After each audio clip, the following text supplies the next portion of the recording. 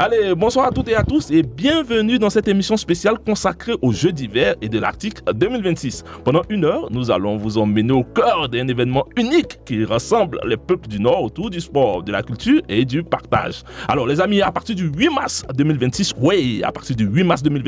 la ville de Whitehorse vibrera au rythme des Jeux d'hiver de l'Arctique. Une compétition qui va bien au-delà du sport. Et oui, comprenez-le, il est question de jeunesse, d'identité nordique, de rencontres entre cultures et de fierté communautaire.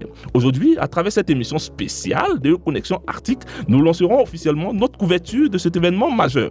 Au programme, nous reviendrons sur l'histoire des Jeux, nous découvrirons les particularités culturelles qui rendent ce jeu-là unique et nous partagerons avec vous un témoignage marquant des Jeux de Matsu en Alaska en 2024. Enfin, nous vous présentons le dispositif spécial, mais combien de fois très spécial, que Connexion Arctique met en place pour vous faire vivre les Jeux au plus près. Et pour m'accompagner ce soir dans cette émission spéciale, j'ai le plaisir d'être entouré d'une équipe formidable.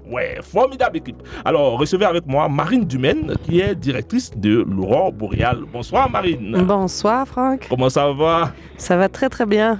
Content de te recevoir dans ce studio. Et comment on se sent à Whitehorse? On se sent très excité, très fébrile de voir tout le monde qui arrive, plein de délégations. On voit les manteaux de toutes les couleurs. On voit beaucoup de monde qui viennent pour encourager aussi. On commence à voir les bénévoles qui portent leur manteau aussi des Jeux. Très excitant. D'accord. Allez, note excitante. Et sur cette note-là, nous allons recevoir Nelly Guidici. Elle est journaliste, gestionnaire de Connexion Arctique. Bonsoir Nelly. Salut Franck. Comment ça va? Ça va bien et toi? Ça va très très bien. Chaleureuse, comment ça se passe? Oui, comme disait Marine, là on est très excités de cette ambiance unique quand même qui s'annonce pour la semaine des Jeux. Moi j'ai hâte de voir comment ça va se passer cette année, surtout pour voir la cérémonie d'ouverture demain. J'imagine que tous les auditeurs ont hâte à savoir ce que nous préparerons parce que c'est elle la gestionnaire de Connexion Arctique. Alors mesdames et messieurs, ne bougez pas, il n'y a pas que Marine, il n'y a pas que Nelly, il y a aussi Angélique Bernard. Elle est journaliste et gestionnaire de contenu à l'Aurore Boréale. Bonsoir Angélique. Bonsoir Franck. Comment ça va? Ça va très bien toi? Très très bien.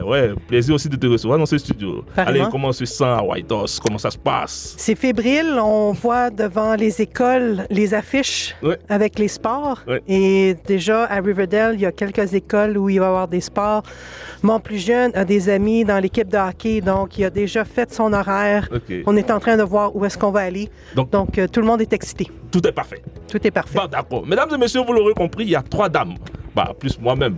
L'homme, je suis Franck Bleu, je suis gestionnaire de CFRT, la radio Nunavut. Et puis à côté de moi, il y a celui-là qui est le rédacteur en chef du Nunavut et j'ai nommé Brice Ivanovic. Bonsoir Brice. Bonsoir Franck, bonsoir tout le monde. Comment ça va Brice? Ça va très bien et toi? Alors ça va très très bien. Toi qui aimes le froid, comment tu te sens à Whitehorse? Il fait chaud.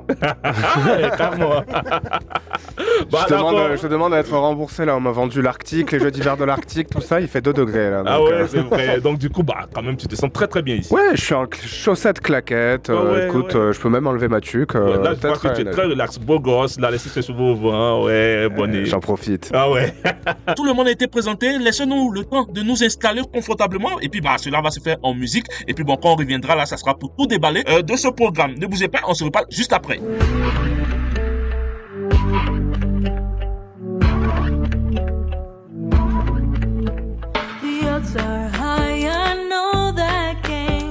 Struggles in my bones.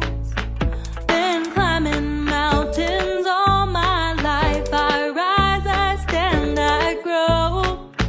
We've got fires across the tundra, ice held for 1,000 years. We are stars.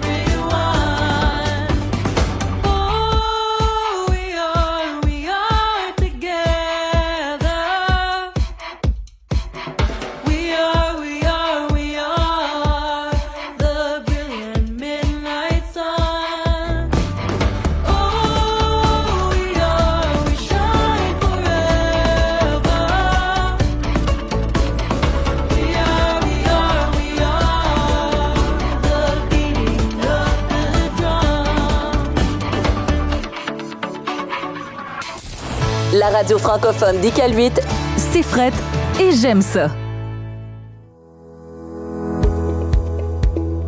Allez, mesdames et messieurs, merci à toutes et à tous d'être avec nous. Sans plus attendre, plongeons dans l'histoire de ce que ces jeux qui occupent une place particulière dans nos cœurs représentent pour le peuple du Nord. Et puis, pour ce faire, je pense qu'on va partir directement à la première rubrique qui est l'historique des jeux. CFRT. CFRT. La radio francophone d'Iqaluit, ouverte sur le monde. De retour dans ce studio et là vous suivez l'émission spéciale les Jeux de l'Arctique à Whitehorse et c'est tout de suite que nous allons nous tourner vers Brice pour savoir ce qui est prévu toute cette semaine. Oui, cette semaine ça commence dès ce soir avec une belle cérémonie d'ouverture à Whitehorse qui est attendue par tout l'Arctique circumpolaire représenté par 8 équipes qui vont donc de l'Alaska jusqu'au nord de l'Alberta, avec le Groenland, le Nunavik, le Nunavut, TNO et Sapmi et Yukon. Donc ils vont se mesurer, ils vont s'affronter dans 20 disciplines sportives avec une forte valeur culturelle et traditionnelle, donc que ce soit avec les jeux d'aînés ou les sports arctiques. Donc c'est ça, les jeux d'hiver de l'Arctique, c'est du sport, c'est de la camaraderie, c'est du sport d'hiver, c'est de l'appartenance culturelle, c'est un trait d'union arctique. Nelly, tu vas pouvoir un petit peu nous refaire tout l'historique de l'existence de ces jeux. Alors, ce trait d'union, en tout cas, il est l'idée de créer un trait d'union et de créer les jeux. L'idée, elle a pratiquement 60 ans. 60 ans 60 ans, ok. Oui. Il faut se remettre dans l'époque. Donc là, je vous demande de vous transposer en 1967. Alors à cette époque, il y a un membre du Parlement des territoires du Nord-Ouest qui s'appelle Bud Orange et le commissaire des territoires du Nord-Ouest qui s'appelle Stuart Oxon qui participent, en tout cas ils sont spectateurs aux Jeux d'hiver du Canada qui cette année-là se déroulent à la ville de Québec. Donc on est en 1967. Et là, ils se rendent compte que les athlètes du Nord, donc des territoires en l'occurrence, il y a vraiment un déséquilibre au niveau des performances entre ces athlètes-là et les athlètes des provinces, tout simplement parce que les athlètes des territoires n'ont pas la possibilité, les opportunités, les infrastructures nécessaires pour pouvoir s'entraîner comme les athlètes des différentes provinces et surtout voyager et se rendre dans d'autres compétitions. Ça coûte très cher. C'est compliqué. Voilà. Donc, ils ont l'idée de créer des jeux qui seraient fait par et pour le Nord, où les athlètes de l'Arctique circumpolaire auraient l'occasion de se mesurer à d'autres athlètes qui sont aussi issus du Nord. Et le sport, mais la culture serait célébrée. Ce serait vraiment des jeux uniques. Ils soumettent leur idée au gouverneur de l'Alaska de l'époque et au gouverneur de l'Alaska, je viens de le dire, et au commissaire du Yukon qui appuient totalement leur idée. Ils trouvent que c'est une excellente idée. Et la toute première édition des Jeux d'hiver de l'Arctique a lieu en 1970 dans la ville de Yellowknife, évidemment, puisque l'idée est née de ces deux hommes politiques des territoires du Nord-Ouest. Il y a eu, alors à l'époque, il n'y avait que 3 délégations, l'Alaska, le Yukon et les territoires du Nord-Ouest. Maintenant, il y en a 8. Ça a bien évolué tout ça. Ça a bien évolué. La cérémonie d'ouverture a eu lieu à l'extérieur dans la ville de Yellowknife, sur l'une des grandes avenues de la capitale ténoise. Il y avait 500 personnes à l'époque. C'était pour l'époque quand même une grande cérémonie. Beaucoup de personnes qui s'étaient déplacées. Et puis, les jeux, ils ont vraiment évolué au fil des années. Par exemple, la première édition des Jeux à Whitehorse, elle a eu lieu en 1972. Puis, elle a eu lieu ensuite en Alaska, toujours entre les 3 délégations. Puis, certains pays de l'Arctique, en tout cas le Groenland, les Samis, la Russie, à l'époque, ont envoyé des délégations pour observer et pour voir à quoi ça ressemblait, pour voir quelles étaient les épreuves. Et ils se sont petit à petit ajoutés, ils se sont devenus des délégations Ils ont intégré le comité, ce qu'on appelle le comité international. Oui, qui organise les jeux et qui est le comité chapeauteur en fait. C'est un peu l'équivalent, pour ceux qui ne visualisent pas trop, du comité olympique, des choses comme ça. Donc il y a un comité avec plusieurs les nations de l'Arctique et justement qui ont bâti au fil des ans ces jeux, parce que je voudrais rappeler que les Jeux d'hiver de l'Arctique sont organisés tous les 2 ans. Ouais, tous les 2 ans. Tous les 2 ans, en fait, Nelly, tu parlais qu'on puisse s'affronter entre athlètes du Nord, mais il y a un autre événement un petit peu de la même sorte, qui est d'ailleurs organisé par le comité international aussi, qui s'appelle les Jeux du Canada, donc qui ont lieu, eux, l'été, tous les 2 ans également. Tous les 2 ans. Mais en tout cas, les Jeux d'hiver de l'Arctique se déroulent dans l'Arctique. Donc, ça commence au territoire du Nord-Ouest, puis dans le Yukon, ensuite en Alaska, et ils ont eu lieu aussi au Nunavik, dans la petite ville de Schefferville. Ils ont eu lieu au Groenland, ils ont eu lieu à Iqaluit plus tard. Par contre, ils n'ont jamais eu lieu en Scandinavie, ni en Russie. Mais en tout cas, les Jeux ont évolué, ils se sont agrandis, il y a eu de plus en plus de délégations, et les événements extérieurs aussi ont eu des impacts sur l'organisation des Jeux, parce qu'en 2020, à cause de la pandémie de Covid, les Jeux ont été annulés quelques jours avant le lancement de la cérémonie d'ouverture, et les gens étaient vraiment très tristes, mais c'est quand même une mesure nécessaire au vu du contexte, vraiment. Et l'édition qui devait avoir lieu en 2022 a finalement été reportée à 2023. Parce que en 2022, la situation sanitaire était encore instable. Et à partir de 2023, en tout cas, les années d'édition ont gardé leur rythme, c'est-à-dire que 2023, elles ont eu lieu alors qu'elles auraient dû avoir en 2022, mais 2024, elles ont eu lieu comme prévu en Alaska. Et 2026, on fait un retour à White. Et alors qu'en 2026, l'édition 2026 aurait dû être organisée par la Russie, mais entre-temps, la Russie envahit l'Ukraine, donc a été exclue par le comité international qui organise ces Jeux. Ils ont été exclus des Jeux, il n'y aura pas de délégation russe dans ces Jeux 2026. Et comme tu dis, il y a eu un petit peu un chamboulement, parce qu'il y a des difficultés aussi dans l'organisation de ces Jeux.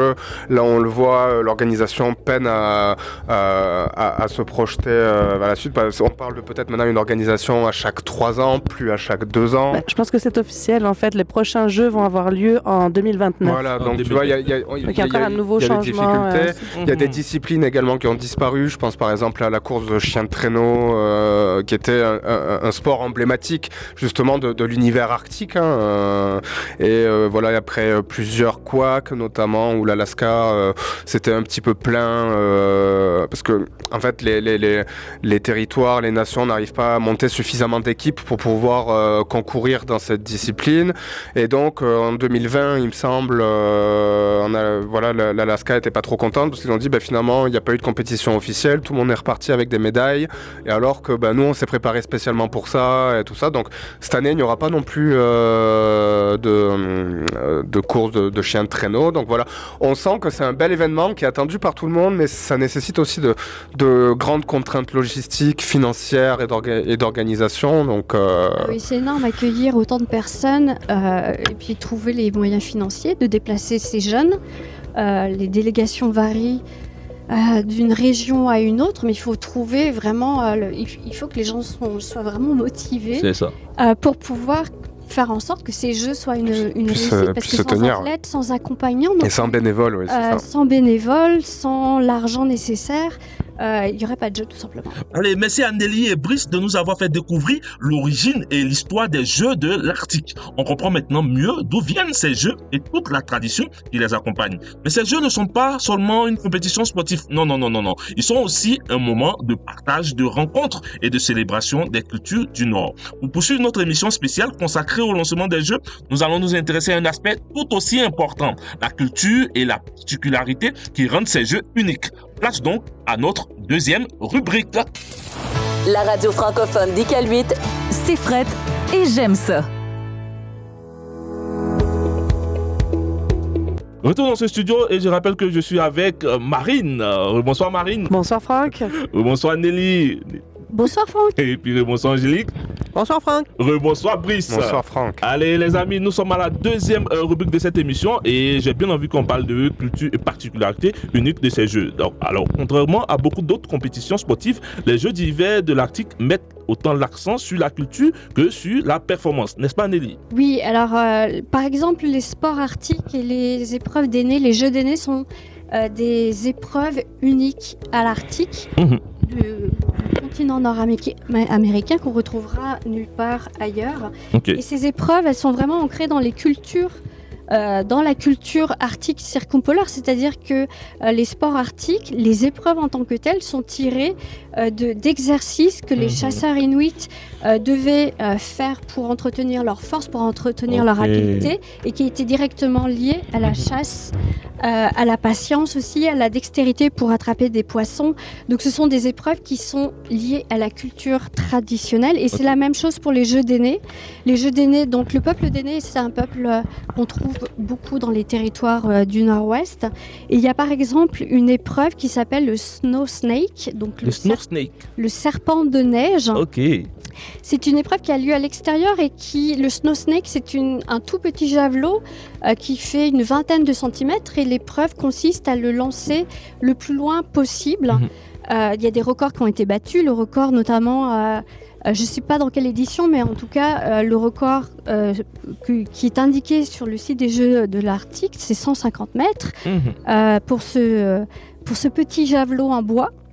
Et en fait, le mouvement qu'il faut faire est directement lié à la chasse au caribou, parce qu'il faut s'entraîner pour ce genre de geste, avoir du succès à la chasse au caribou. Donc, les épreuves, non seulement des sports arctiques, mais des jeux d'aînés, ce sont des gestes, des habiletés qu'on retrouve encore lors des épreuves de chasse et de pêche dans l'Arctique, chez les peuples inuits et les peuples d'aînés. Et d'ailleurs, c'est important, enfin en tout cas, je trouve ça important de noter que les sports arctiques et les jeux d'aînés ont leur propre cérémonie d'ouverture le lundi matin, qui sera très ancrée dans la culture d'aînés et dans la culture inuit.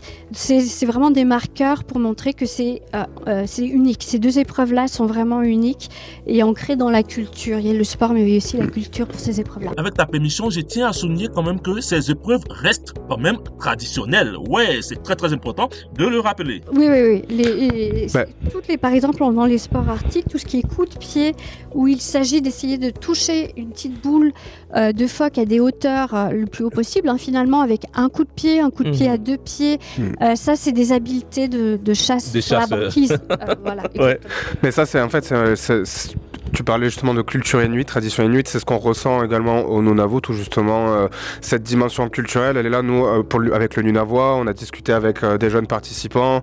Vous pouvez d'ailleurs retrouver tous les articles de Karine à ce sujet sur le nunavois.ca, mais tout le monde nous dit, bon, qu'est-ce que vous attendez de ces jeux? C'est représenter ma culture à tout le pays. Donc voilà, il y a vraiment cette envie de retrouver les racines inuites, les racines autochtones, de les montrer, parce que ce sera quelque chose de diffusé sur la scène internationale grâce à du broadcasting, la diffusion en direct. Donc oui, il y a le gala culturel qui aura lieu le 12 mars aussi également, est très important pour la délégation Nunavummiut, parce que voilà, il y a toute une chorégraphie, un spectacle de ce qu'on appelle le kilaut, le tambour inuit, qui représente un des grands pans de la délégation Nunavummiut. Et donc voilà, comme tu le disais Franck en introduction de cette rubrique, on met presque plus d'importance sur la dimension culturelle que sur les résultats en eux-mêmes. Et donc ouais, c'est cette partie-là, justement, avec tout l'historique, tout le passé qui résonne encore dans les habitudes et les coutumes, les mœurs, les traditions inuites et autochtones. C'est important justement de montrer encore ce côté... je ne vais pas dire identitaire, mais plutôt cette identité à valoriser à travers tout le Canada. Et d'ailleurs, il y a la collaboration, la culture et la collaboration que l'on voit particulièrement pendant certaines épreuves des sports arctiques, où les athlètes qui ne font pas partie des mêmes délégations se donnent des conseils, littéralement, pour que leur adversaire puisse toucher la boule. Oui, il y a un échange de savoir. Il y a un échange, et puis en général, c'est pas forcément avec des mots. Moi, je l'ai vu dans les Jeux de l'Arctique en Alaska, c'est des gestes pour montrer ton pied n'est pas bien placé, ton pied, tu pourrais le mettre dans telle position. Et les entraîneurs aussi peuvent donner des conseils à des athlètes qui ne font pas partie de leur délégation. Donc c'est vraiment une collaboration unique qu'on ne verra jamais aux Jeux Olympiques, par exemple. C'est vraiment quelque chose de beau à voir, en tout cas. Tant que c'est traditionnel, ça reste vraiment beau. Tu aimerais dire quelque chose? Oui, je pense juste côté culture, on peut voir, si je me rapporte à 2012, il y avait un groupe de breakdance qui était là au gala. Et après ça, ils ont voulu continuer. Donc, ils ont fait des collectes de fonds pour aller faire du breakdance à Montréal. Donc, on voit ça plus tard. Et la Claire Ness, qui est la productrice culturelle, a déjà participé au jeu aussi au début des années 2000. Donc, l'engagement des jeunes qui participent au jeu veulent continuer leur engagement au jeu, soit quand ils sont adultes ou pour appuyer. Et c'est 2 soirs de gala. Et il va y avoir des danses, des chants de tambour, des chants de gorge, des masques, du théâtre, du cirque et beaucoup d'autres surprises que nous dit Claire. Donc, elle était très excitée de présenter ça. Et c'est ça, le côté sport, mais vraiment côté culture aussi qui est important au jeu. D'accord. Brice, et ces jeux, ils se vivent aussi en français, Marine, non? Ouais.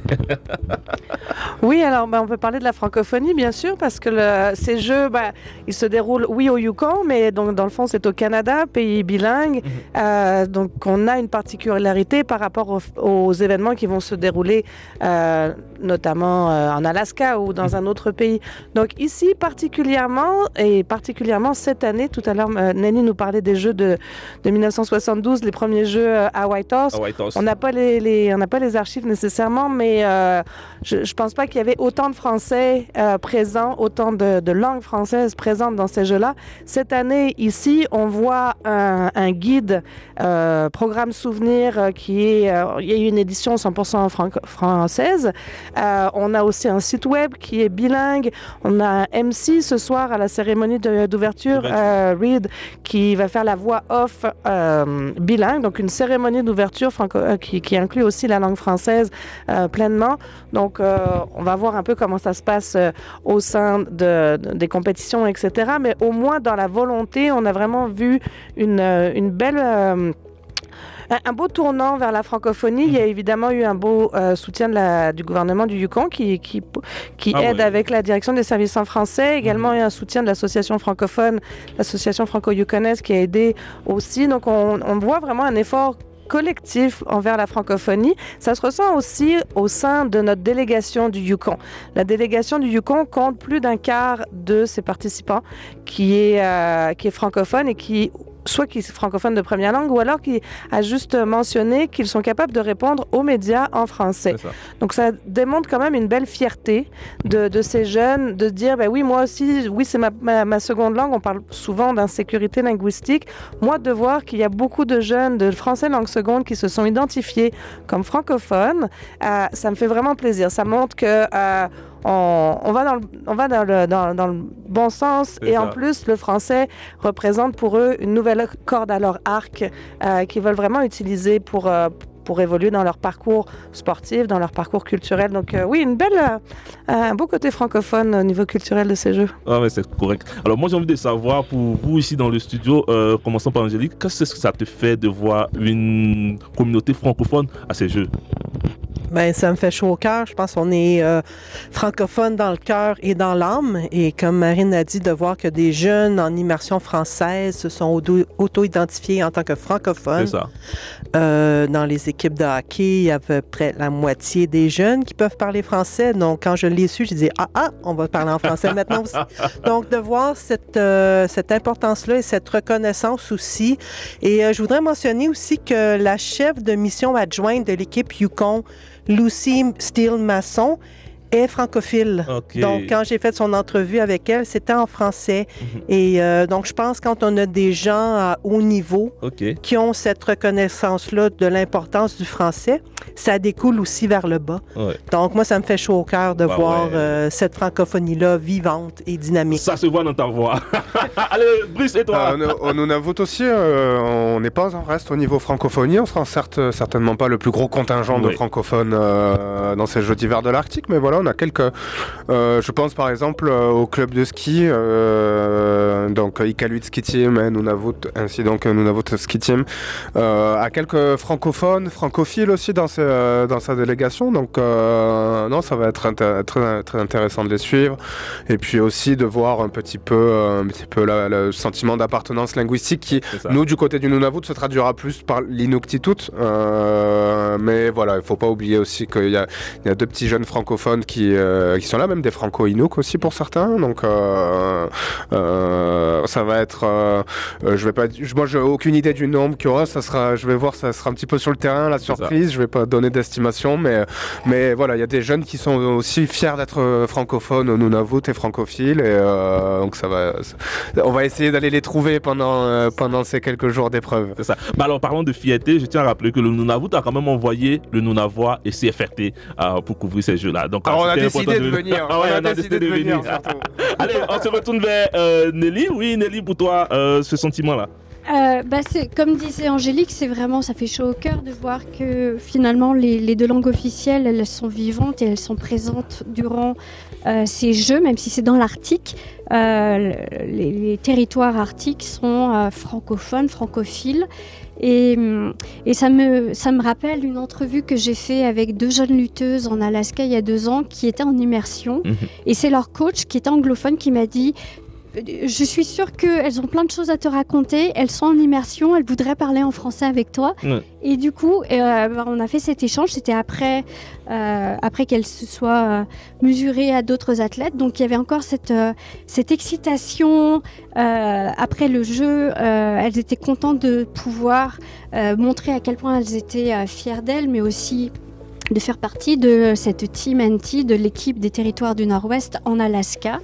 Donc voilà, c'est très chouette à voir. Ok. Je pense que c'est parfait, tout a été dit, à moins que Marine veut rajouter quelque chose sur le sentiment d'appartenance. Je pense que tout a été dit au niveau du sentiment d'appartenance. Je pense que ces jeux sont très importants, que peu importe la langue qu'on parle et la culture qu'on veut représenter, Inuk, francophone, Yukonais, et je pense que c'est un peu le thème de l'éditorial de Laurent Boréal qui est en ce moment dans les points de distribution, qui se dit faire équipe. Dans le fond, ce qui ressort pour moi beaucoup, c'est que les jeunes font équipe. Moi, je suis la maman d'un jeune athlète.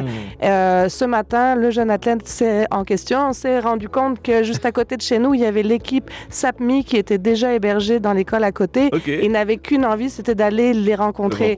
Donc, oui, il y a un sentiment de compétition pour la performance, mais comme tu l'avais introduit, ces jeux, c'est au-delà du sentiment de compétition, c'est au-delà de la performance, c'est vraiment des rencontres culturelles.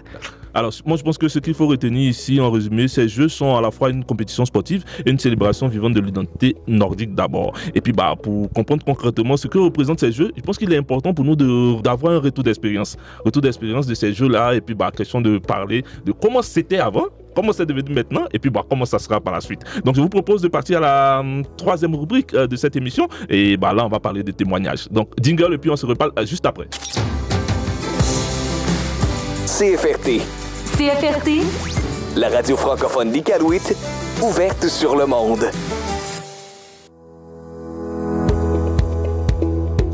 Retour dans ce studio, mesdames et messieurs, j'espère que vous avez entendu, vous avez compris, oui, vous avez noté toutes ces informations-là, et j'espère que tout se passe bien aussi chez vous. Et je rappelle que je suis dans ce studio avec Marine. Oui, Franck.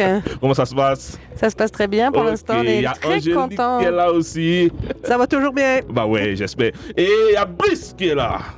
Ça va toujours aussi, ouais. Je failli m'endormir, pardon. Et avec nous, c'est elle-même qui a l'historique de ces jeux, oui, de ces jeux de l'Arctique. Elle s'appelle Nelly. Et je suis toujours là. Ouais. Alors, après Nelly qui a fait l'historique, et puis Brice qui a donné toutes ces informations, après la mère fière de son fils qui participe à ces jeux, j'ai bien envie que vous partagez avec nous quelques expériences que vous avez vécues, vous qui êtes habitués à ces jeux. C'est vrai que vous allez partager avec nous dans ce studio, mais avec ces auditeurs qui nous écoutent. Et puis, pour parlant d'expérience, j'aimerais qu'on commence quand même par Angélique. Angélique, quelle expérience as-tu de ces jeux-là? Moi, en fait, j'ai été bénévole aux Jeux de 2000. J'ai plus mon manteau, mais qui est maintenant vintage. Et en 2012, j'avais un petit de 1 an, donc j'ai suivi un peu de loin, mais ma mère était venue de Montréal pour faire du bénévolat à ma place pendant les Jeux de 2012. Et en 2023, j'ai eu l'occasion de participer aux Jeux de Wood Buffalo à Fort McMurray en tant que commissaire du Yukon.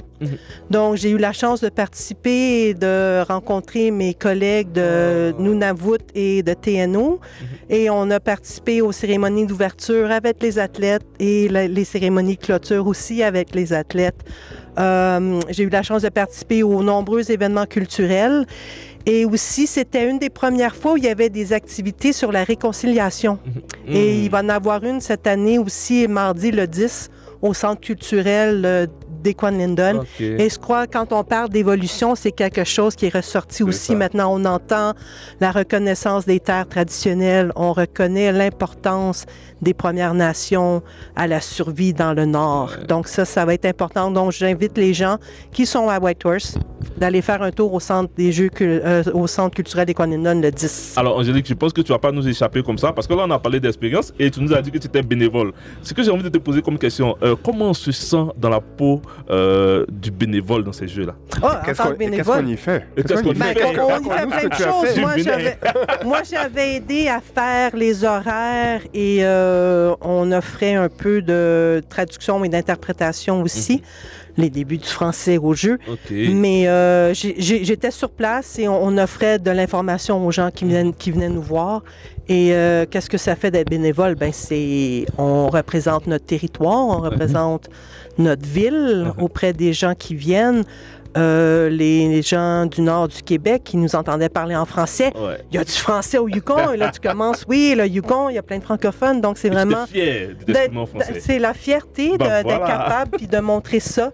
Et aussi, donc cette fierté-là. Puis j'ai pu voir ça aussi en tant que l'autre côté, en tant que dignitaire, de voir que les bénévoles sont là, ils jouent. Et donc c'est ça, j'ai eu la chance d'assister au jeu en tant que commissaire, puis de participer aux différentes réceptions aussi et de remettre des houlous, qui sont les médailles. Et encore là, d'être capable de parler du Yukon et de mon rôle. Ouais, c'est top. J'imagine que ce sont des expériences que tu aimerais revivre. Tout à fait. Voilà. Allez, Marie. Franck, tu parlais de justement la dimension des bénévoles, l'importance des bénévoles. Moi, j'ai pas été là au Yukon quand il y a eu des jeux en 2000. J'étais pas encore arrivée, et en 2012, j'étais en voyage. Mais j'étais bénévole pour les Jeux du Canada qui ont eu lieu en 2007. Et bénévole, donc oui, il y a de la traduction, il y a tout ce qui se passe avant. Puis il y a plein de tâches qu'on n'imagine pas, pour lesquelles il faut des bénévoles. Gérer les parkings. Moi, en 2007, je changeais les sacs de poubelle. Je faisais partie de l'équipe. Mais ça fait rire, c'est clair. C'est pas la tâche la plus gratifiante. Mais ça faisait partie... On était sur l'équipe environnement. On s'assurait que dans les sacs de compost, il y avait bien du compost, etc. Donc pour moi, c'était quelque chose d'important. Et s'il y a personne qui le fait, ça se fait pas. Il y a pas des fées et des petits elfes qui vont faire les tâches. Ça prend... Les fées et les petits elfes qui font tout ce que les jeux nous proposent cette semaine, ça repose sur 2000 bénévoles en ce moment. Donc 2000 bénévoles. C'est énormément de temps. Toutes les tâches qui ont été faites à l'avance, toutes les tâches la retransmission, les jeux vont retransmettre aussi des choses sur les médias sociaux. Ça se fait par des bénévoles. Il y a énormément de tâches.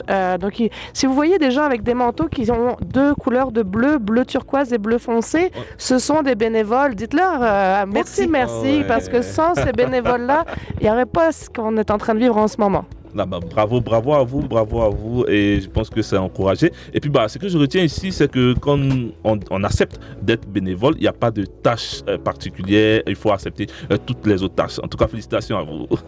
On peut refuser. Pour 2007, on m'avait inscrite, mon ami m'avait inscrite comme mascotte. Et j'ai refusé. J'ai ouï dire que tu avais accepté le poste en 2026. Pour le 2029, peut-être, on verra. En tout cas, très belle expérience. Et puis, je voulais qu'on se tourne aussi vers Nelly, qui a une expérience aussi particulière que celle du bénévole. Oui, alors moi, j'ai découvert les Jeux de l'Arctique en 2012 à Whitehorse. J'étais ni bénévole, ni journaliste vraiment à cette époque-là. J'étais spectatrice. Et je me souviens avoir ressenti un choc quand je suis arrivée durant les épreuves des Jeux d'aînés, les endgames, les jeux de main. C'est le bruit du tambour qui m'a complètement accrochée et j'ai été obnubilée par l'ambiance, mais c'était une ambiance vraiment survoltée. Et je n'arrivais pas à partir, à me décrocher. Je voulais voir ce qui se passait. Je regardais ces drummers qui transpiraient tellement. Ils mettaient de l'énergie et du cœur à faire leur travail il faut encourager les gens qui jouent. Et du coup, c'était ma première rencontre avec les Jeux de l'Arctique. Et en 2024, je suis partie pour le compte de Médiaténois en Alaska pour couvrir ces jeux. C'est la première fois que je couvrais les jeux en tant que journaliste.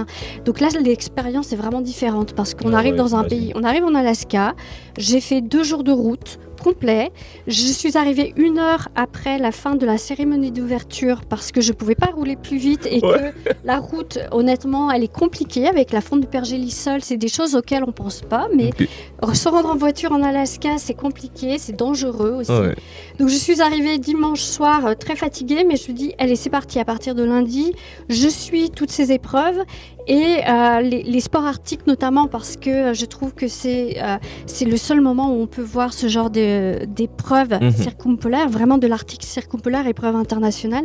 Ce qui m'a marqué, c'est les snacks de viande de baleine qui passaient d'une main à l'autre dans les gradins. C'est les personnalités qui sont arrivées, la gouverneure générale Mary Simon qui s'est présentée à un moment donné le lundi matin, puis je prenais des photos, je dis ok, il y a la gouverneure qui est là dans les gradins, l'échange de pins entre les athlètes, le gala culturel qui était incroyable avec un défilé de mode arctique, des vêtements magnifiques en fourrure, des vêtements plus contemporains en peau de phoque. J'ai découvert un groupe de musique contemporain, Yupik. Enfin, vraiment, c'est vraiment une découverte là de la culture arctique de l'Alaska. Et c'est pour ça que je suis très excitée de pouvoir faire cette deuxième couverture ici et découvrir. Ouais, j'imagine.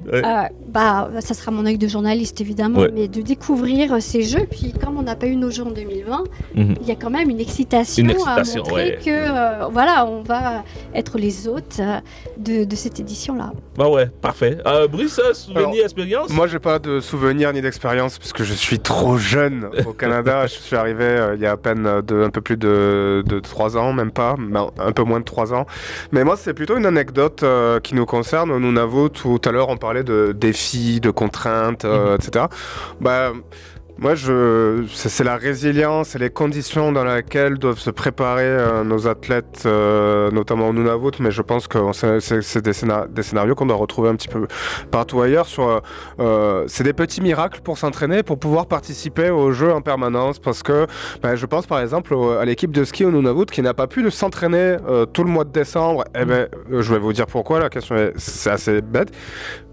À cause de la météo. Alors c'est soit il fait trop froid, soit il fait trop doux et il n'y a pas de neige. Alors nous, en plus en Nunavut, on a une situation un peu plus particulière, c'est-à-dire que nous on fait beaucoup de ski de fond sur la banquise, sur la glace de mer, mais en attendant, quand la baie n'est pas gelée, il faut s'entraîner dans la toundra. Le cross-country, donc beaucoup ce qui se pratiquait notamment dans la toundra à Iqaluit. Et cette année, le club a rencontré beaucoup de difficultés pour s'entraîner, c'est-à-dire qu'il n'y a pas eu assez de neige, il y a eu beaucoup de vent, c'est-à-dire qu'ils n'ont pas réussi à retenir la neige sur les pistes qui étaient dédiées, donc ils n'ont pas pu s'entraîner, ils ont pu concourir qu'une seule fois avant de disputer ces jeux. C'était la semaine dernière à Gatineau, puis il y a eu des tensions avec la mairie aussi qui veut pas trop d'un club de ski, enfin disons que ils ont eu le malheur de déplacer des palettes pour retenir un petit peu la neige. La mairie a dit non, vous devez demander l'autorisation. Les gens ont mis des photos sur Facebook parce qu'ils disaient vous n'avez pas le droit de déplacer ces palettes, ça appartient à tout le monde. Donc ils sont dans un contexte, dans un territoire inuit où tout appartient aux Inuits et en même temps il faut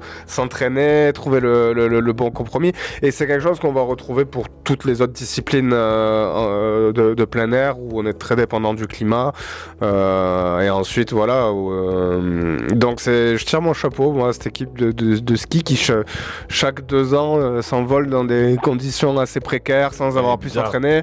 Donc tu vois, tu peux te dire, ces jeunes, ils ont beaucoup de courage parce qu'ils se disent on va prendre une raclée partout où on va aller concourir parce que on peut pas s'entraîner. C'est pareil pour le judo, donc eux c'est pendant les Jeux d'été, mais ils n'ont pas beaucoup l'occasion de concourir face à d'autres concurrents. Donc j'admire cette résilience et ce courage dont font preuve chaque jeune athlète parce que c'est une expérience marquante pour eux de participer à un tel événement si jeune, tout ça. Donc on a envie d'arriver dans les meilleures conditions et des fois les meilleures conditions ne sont pas forcément réunies. On arrive en conditions tout court. Donc voilà, moi je dis chapeau. Je pense qu'on va, comme tu l'as dit, on va leur tirer le chapeau et puis essayer de croiser les doigts aussi pour eux afin qu'ils puissent arriver le plus loin possible dans cette compétition. On a quand même des chances de médaille. Comme je dis, ils font des petits miracles tous les jours, donc bravo eux. C'est ça. Bon là je pense que c'est bon, expérience, plus personne n'a quelque chose à dire. On en a marre là, on a faim, on va aller manger maintenant. Ben bon, d'accord, je pense que là, nous allons partir directement pour parler de ce que Connexion Arctique a prévu pour les auditeurs. Si vous êtes prêts, je pense qu'on va passer au jingle et puis on se repart juste après pour parler de ce qui est prévu comme dispositif au sein de Connexion Arctique pour ces jeux. À tout de suite. La radio francophone d'Iqaluit, c'est Fred et j'aime ça. Si vous venez de nous prendre en cours de diffusion, sachez que vous suivez l'émission spéciale Connexion Arctique à l'occasion des Jeux de Whitehorse 2026. Et puis à cette occasion, qui est l'édition 2026, Connexion Arctique met en place un dispositif spécial pour vous faire vivre ces Jeux plus près. Allez, qu'est-ce qui est prévu officiellement auprès du Nunavut?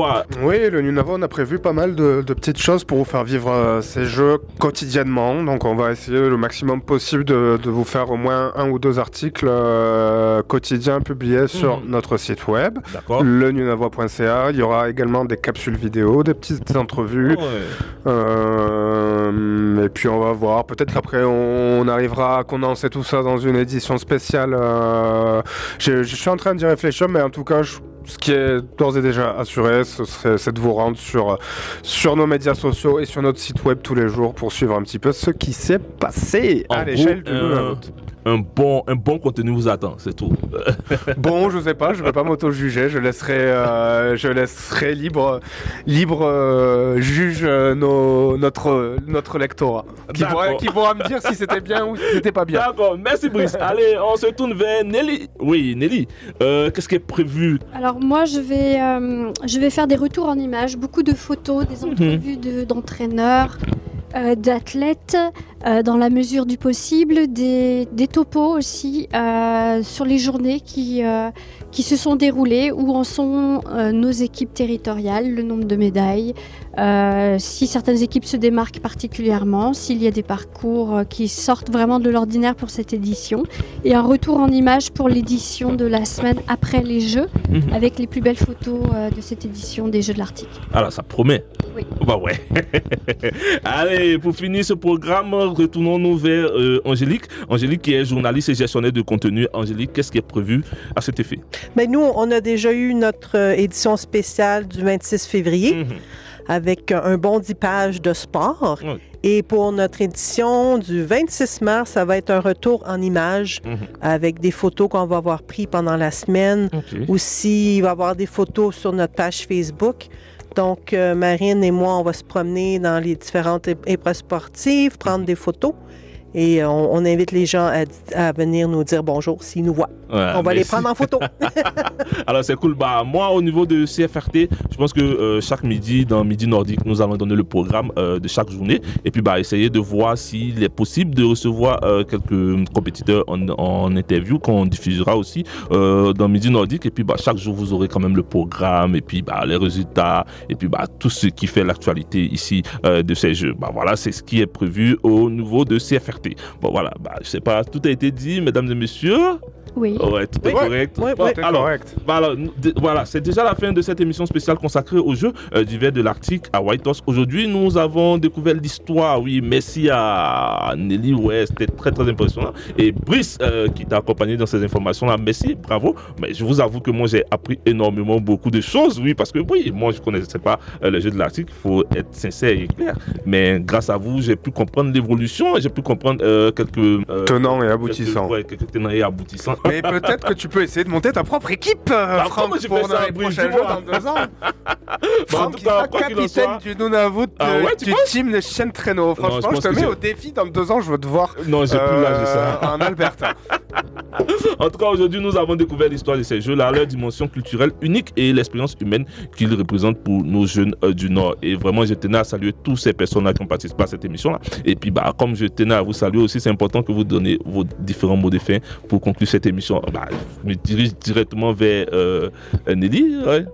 Moi, je souhaite d'excellents jeux à tout le monde, que vous soyez sur place ou à distance. J'espère que la passion, l'entrain, la connexion, l'enthousiasme des jeunes se retranscrira dans nos entrevues, dans nos articles, dans nos photos. Et puis bon jeu à tout le monde. Merci Nelly, c'est très très gentil. Marine a un dernier mot pour vous? Merci beaucoup à CFRT d'être ici avec nous. Merci à Média Ténois, merci au Nunavua. C'est vraiment un plaisir de vous accueillir dans notre beau territoire du Yukon. Brice? Oui, tout a été un petit peu dit, mais allez, je vais essayer de trouver quelque chose d'original. Trouvez la voie, oui, suivez cette lumière qui vous amène sur nunavois.ca. Ouais, ouais, carrément. Allez, on finit ce tour de table avec Angélique. Ouais, Angélique. Moi, je souhaite de belles rencontres, de belles découvertes et de vivre l'hospitalité du Yukon et de voir de belles aurores boréales. Bah ouais, carrément. On va pouvoir faire un concours. Qui du Nunavut et du Yukon a le plus belles aurores boréales? Allez, merci à Marine qui est la directrice de l'aurore boréale. Merci à Nelly qui est journaliste, gestionnaire de Connexion Arctique. Merci à Angélique qui est journaliste et gestionnaire de contenu à l'aurore boréale. Et merci à Brice qui est le rédacteur en chef du Nunavua. Merci à tous ceux-là qui nous ont écoutés. Merci d'avoir pris un peu de votre temps pour écouter cette émission. On espère que vous vivrez ces jeux sur toute la connexion. Est-ce que je peux rajouter un souhait? Ouais, si vous connaissez quelqu'un qui loue une voiture à Whitehorse, appelez-nous s'il vous plaît. Carrément. Allez, mesdames et messieurs, merci à toutes et à tous. Merci Brice, merci Nelly, merci à toi Angélique. Et puis c'était une très très belle émission. J'espère qu'on va se revoir dans ce studio encore pour d'autres émissions. Pourquoi pas faire l'émission finale lorsqu'il y aura la finale de ces jeux-là. Et puis dans tous les cas, nous sommes là, nous travaillons pour vous. Et n'oubliez pas, connectez-vous à Connexion Arctique. C'est là que vous aurez toutes les informations. Merci à toutes et à tous. Et puis bon après-midi chez vous. Et puis vive les Jeux de l'Arctique. Et puis vive la Connexion Arctique. Bye bye. Au revoir.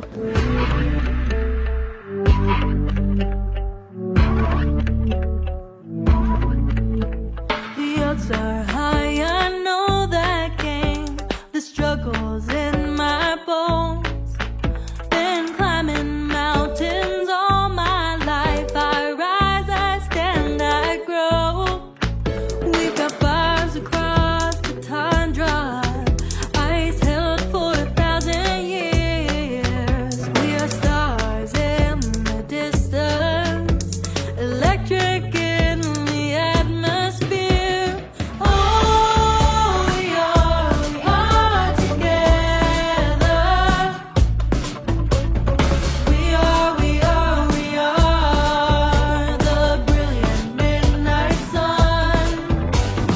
Oh, we shine forever. We are the beating of the drum. When the price is